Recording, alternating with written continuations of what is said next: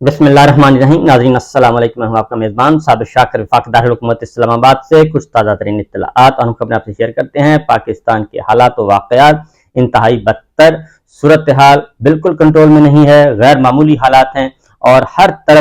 तरफ मायूसी ही मायूसी है। लेकिन उस मायूसी को ठीक करने के लिए सही रास्ता इख्तियार नहीं किया जा रहा, और सही रास्ता होता है, इख्तियार करने का तरीका है आइन, कानून, जमहूरियत और अदालती फैसलों का एहतराम और मीडिया की आज़ादी और शहरी आज़ादियाँ, बुनियादी इंसानी हकूक़ का तहफ़्फ़ुज़। इनमें से कोई चीज़ भी अच्छी नहीं है। और जब ये सब चीज़ें ख़राब होंगी और जिस मुआशरे में जुल्म होगा, नाइंसाफ़ी होगी, और अल्लाह ताला का करम भी वहाँ पे कम ही होता है, और जहाँ पे जुल्म होता है वहाँ पे नहूसत होती है, और इसीलिए नहूसत के साए जो हैं वो हर जगह मंडला रहे हैं, और हम उसको ठीक करने के लिए भी तैयार नहीं हैं। दो तीन खबरें इंपॉर्टेंट ले लें और उसके बाद फिर सूरत हाल के बारे में भी आगाह करते हैं आपको। एक तो इस्लामाबाद हाई कोर्ट का आज तहरीरी हुक्मनामा जारी हो गया। जस्टिस बाबर सत्तार साहब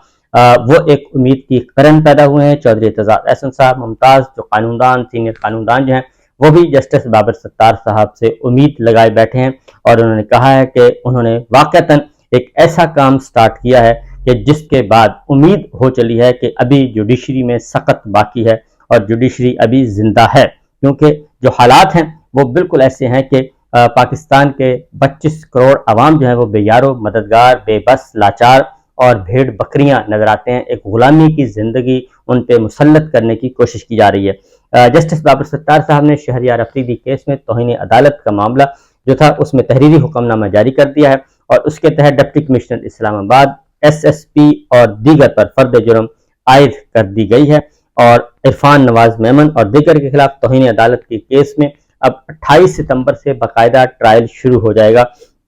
ये जस्टिस बाबर सत्तार साहब ने हुक्म दिया है, डिटेल्स के साथ, और पूरा तफसीली ऑर्डर है। कानून के मुताबिक DC इस्लामाबाद, SSP ऑपरेशंस और SHO थाना मारगला को दिफा का मौका फराहम किया जाएगा। ये अदालत का हुक्म है, और बादी नजर में अफसरान ने जानबूझकर इंसाफ के निज़ाम को फ्रस्ट्रेट करने की कोशिश की, और मुख्तलिफ अदालतों की तरफ से कलअदम करार दिए जाने के बाद एक ही ग्राउंड पर बार बार ऑर्डर जारी किए गए, डिटेंशन ऑर्डर जारी किए गए 3 MPO के तहत, और अदालत की तरफ से शोकाज नोटिस जारी किए जाने के बाद भी डिप्टी कमिश्नर ने ये ऑर्डर जारी किए, और मुसलसल वो तौहीन अदालत करते रहे और जुडिशल सिस्टम को चैलेंज करते रहे। ये उन पे इल्जाम है, ये फर्द जुर्म आयद की गई है। इसलिए पुलिस अफसरान ने भी अदालत का हुक्म जो जारी किया गया उसमें कहा गया कि पुलिस के अफसरान ने भी बगैर हकायक जाने, बगैर अपना माइंड अप्लाई किए, वो भी उस पर अमल करते रहे, और ये भी नहीं देखा कि आला अदालतों के फैसले क्या हैं, और ये जो हुक्मनामा है ये अदालतों की तौहीन तो नहीं है। इसलिए पुलिस रिपोर्ट के मुताबिक शहरियार अफरीदी ने जेल में मुलाकात करने वालों को तशद्दुद पर उकसाया, और जब अदालत ने उसकी तफसीलत मांगी गई तो अभी तक कोई ऐसी फहरिस्त नहीं दी गई कि जिसके साबित हो कि उनसे कोई मुलाकातें हुई हैं, और फिर ये कि ऐसे कोई शवाहिद भी नहीं दिए गए कि जिसके बाद बताया जा सके कि ये फलां मुलाकात करके आया शहरियार अफरीदी से, और उसने ये बाहर आके तशद्दुद किया उनकी गुफ्तगू से मुतासर होके। लिहाजा सारे का सारा जो है वो एक फेक ड्रामा किया जा रहा था, और ये एक गैर इंसानी सलूक किया जा रहा था, बुनियादी इंसानी हकूक और गैर आइनी इक़दाम। तो बहरहाल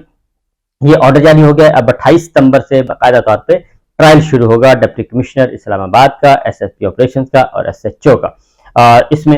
मेरा ख्याल है कि इसके बाद काफ़ी अफाका होगा। उसकी वजह यह है कि वरना तो इस्लामाबाद क्या पूरे पाकिस्तान में हालात ऐसे हैं कि जब जी चाहे जिसको चाहे उठा लेते हैं, जब जी चाहे जिसके घर में चाहे घुस जाते हैं, तोड़ फोड़ करते हैं, मारधाड़ करते हैं, और वहां से सामान भी ले जाते हैं। ये सारी सूरत हाल चल रही है। उसके बाद आगे एक और फैसला सुप्रीम कोर्ट ऑफ पाकिस्तान की तरफ से जारी हुआ, वो है ऑडियो लीक्स इंक्वायरी कमीशन, और उसमें वो काफी सख्त फैसला है, और उसका अगला स्टेप जो है वो काफी होगा। ये पहला जो ऑर्डर आ गया सुप्रीम कोर्ट का फैसला, उसमें मौलाना फजल रहमान साहब, शहबाज शरीफ साहब, उनकी काबीना, सब के सब, मरीम साहिबा, सब उसके जद में आ चुके हैं। और वो फैसला मैं आपको बता दूं कि ये फैसला इतना सिंपल नहीं है जितना सिंपल समझा जा रहा है। ये बिल्कुल उसी तरह का फैसला है जैसे सैयद यूसुफ गिलानी साहब खत नहीं लिख रहे थे, और खत लिखने के बाद जब उनको कहा गया कि आप खत लिखें और तौहीन अदालत के आप मुर्तकिब हो चुके हैं और आपने ये काम नहीं किया, तो उस वक्त के बाद भी वो बराजमान थे, लेकिन अगले स्टेप में फिर उनको اپنے عہدے سے ہاتھ دھونا پڑا اور ان کی ڈسکوالیفیکیشن ہو گئی تھی۔ اس لیے یہ جو فیصلہ آیا ہے جی، یہ بنیادی طور پہ آڈیو لیکس کمیشن کا فیصلہ ہے، لیکن اس دوران جو اس میں سخت بات کی گئی ہے، ایک تو بینچ پہ اعتراض عائد کیا گیا تھا، تو بینچ پہ اعتراض تو ختم کر دیا گیا۔ وفاقی حکومت نے مختلف چالوں، اب یہ فیصلہ ہے، اور وفاقی حکومت نے مختلف چالوں اور حربوں سے عدالتی فیصلوں میں تاخیر کی اور عدالت کی بے توقیری کی۔ یہ اب عدالت سپریم کورٹ کہہ رہی ہے کہ وفاقی حکومت پچھلی شہباز شریف اور ان کی کابینہ اور ان کے ساتھ مولانا فضل الرحمان صاحب آگے جو آتے ہیں، تو مولانا فضل الرحمان صاحب اور مریم صاحبہ بھی اس حملہ آور گروہ میں شامل تھے جنہوں نے ریڈ زون میں آ کے سپریم کورٹ کے باہر کنٹینر کھڑا کیا تھا اور تقریریں کی تھیں۔ عدالت کی بے توقیری کا سلسلہ 1 مارچ 2023 سے شروع کیا، جب یہ کہا گیا کہ 4-3 کی اکثریت سے اسپیکر کی درخواست مسترد کی گئی، اور وفاقی حکومت 4 اپریل کے فیصلے کو چیلنج کرنے کے بجائے الیکشن کمیشن کی نظر ثانی اپیل کے پیچھے چھپ گئی، اور اس کا مقصد اپنی بے عملی کو جواز دینا تھا۔ اور اس کے بعد پارلیمنٹ نے سپریم کورٹ کے review of judgement and order قانون منظور کیا۔ Review of judgement and order قانون کو سپریم کورٹ غیر آئینی قرار دے چکی ہے۔ وفاقی حکومت نے متعدد آئینی مقدمات سے ججز کو الگ کرنے کے لیے درخواستیں دائر کی، اور آڈیو لیک کمیشن میں بھی ایسے ہی مفادات کا ٹکراؤ اور تعصب جیسی بے سر و پا بنیادوں پر باتیں کی گئیں اور درخواستیں کی گئیں اور الزامات عائد کیا گیا، اور آڈیو لیکس کے کیس کے خلاف اعتراض کی درخواست دائر کرنے کا مقصد چیف جسٹس پاکستان کو بینچ سے الگ کرنا تھا، اور وفاقی وزراء نے مختلف مقدمات سننے والے ججز کے خلاف بیان بازی بھی کی، اور وفاقی وزراء نے صوبائی اسمبلیوں میں انتخابات کے خلاف کیس میں بھی عوامی فورمز پر اشتعال انگیز بیانات دیے۔ یہ وفاقی وزراء بھی تھے اور اس میں دیگر بھی شامل تھے، مسلم لیگ نواز کی دیگر لیڈرشپ بھی شامل تھی۔ اس لیے وزراء کا اشتعال انگیز بیانات کا مقصد وفاقی حکومت کے ایجنڈے کو تقویت دینا تھا، اور یعنی کہ وہ سپریم کورٹ کہہ رہی ہے کہ باقاعدہ طور پہ ایک آرگنائز انداز میں، منظم انداز میں سپریم کورٹ کو، چیف جسٹس آف پاکستان کو، آنریبل ججز کو، عدلیہ کو نشانہ بنایا جا رہا تھا، ٹارگٹ کیا جا رہا تھا، اور یہ سارے کا سارا پلان کیا جا رہا تھا۔ وفاقی حکومت اس میں ملوث تھی، اس کی کابینہ بھی اس میں ملوث تھی، اور وہ خود یہ سارا کام کروا رہے تھے۔ کسی عدالتی فیصلے پر حتمی عدالتی فیصلے کی پابندی لازم ہے، اور سپریم کورٹ نے وفاقی حکومت کے ان مقدمات کو انتہائی تحمل اور صبر سے برداشت کیا۔ تو یہی اصل میں کمزوری ہے چیف جسٹس آف پاکستان اور آنریبل ججز کی، کہ انہوں نے اس پہ کوئی ایکشن نہیں لیا۔ اگر ایکشن لیتے، کسی ایک آدھ کو سزا سناتے، بلاتے، تو یہ حالات نہ ہوتے کہ آج پنجاب میں بھی غیر آئینی حکومت ہے اور مرکز میں بھی اس وقت اسی ڈگر پہ چلنے کی کوشش کر رہے ہیں۔ خیبر پختونخوا میں غیر آئینی حکومت ہے اور اب مرکز کے بھی الیکشن کروانے کا کوئی ارادہ نہیں ہے۔ تو یہ سپریم کورٹ کی ایک کمزوری تھی جو کہ ہونی چاہیے، لیکن اس کے بعد کیا ہوتا ہے، وفاقی حکومت کے فیصلوں پر عمل درآمد میں عدم تعاون پر انہوں نے کہا جی ہم نے تحمل کا اظہار کیا ہے، تحمل نہیں کرنا چاہیے تھا۔ عدالتی فیصلوں پر اگر عمل نہ ہو رہا ہو تو پھر ان کے خلاف کارروائی ہونی چاہیے۔ اس لیے عدالت نے جو تحمل والی پالیسی اختیار کی، اس کا خمیازہ پوری قوم کو، پورے ملک کو بھگتنا پڑا۔ عدالتی فیصلے نہ ماننے پر وفاقی حکومت کے خلاف تادیبی کارروائی نہیں کی، جو کہ میں سمجھتا ہوں کہ کرنی چاہیے تھی، کیونکہ اگر آپ نے رٹ اپنی قائم رکھنی ہے، کانسٹیٹیوشن کی سپریمیسی لے کے آنی ہے، عدالتی فیصلوں کا اگر احترام ہی نہیں ہے، اور جو بے توقیری کرتے ہیں ان کو اگر آپ کھلا چھوڑ دیں، تو پھر جنگل کے قانون میں اور کسی عام معاشرے میں کیا فرق رہ جاتا ہے؟ معاشرے کا فرق ہی یہ ہے کہ وہاں پہ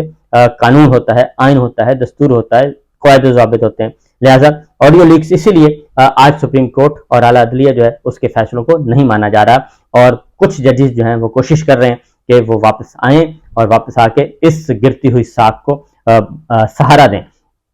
آڈیو لیکس منظر عام پہ آنے کے بعد وفاقی حکومت اور اتحادی جماعتوں کی جانب سے عدالتی فیصلوں اور کارروائیوں پر دھمکیاں دی گئیں، اور کچھ ججز پر زبانی حملے بھی کیے گئے۔ ججز پر حملے کی ایک مثال 15 مئی کو سامنے آئی۔ تو جب حملے کیے جا رہے تھے، دھمکیاں دی جا رہی تھیں، تو اس وقت ایکشن لینا چاہیے تھا سپریم کورٹ آف پاکستان کو، جو کہ نہیں لیا گیا، جو میں سمجھتا ہوں کہ غلط ہے۔ اسی لیے اب یہ فیصلہ جو ہے، جب تک اس پہ ایکشن نہیں لیا جائے گا، اس وقت تک جب تک ذمہ داروں کو کٹہرے میں نہیں لایا جائے گا، خواہ وہ کتنا ہی طاقتور ہو، تب تک یہ ممکن نہیں ہے۔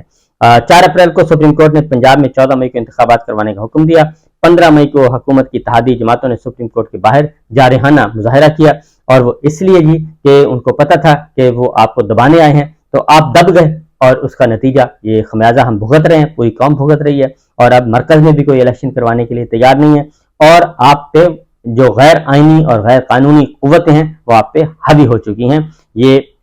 صرف محض لکھ دینا کافی نہیں ہے، بلکہ ان کے خلاف تادیبی کارروائی کرنا ضروری ہے۔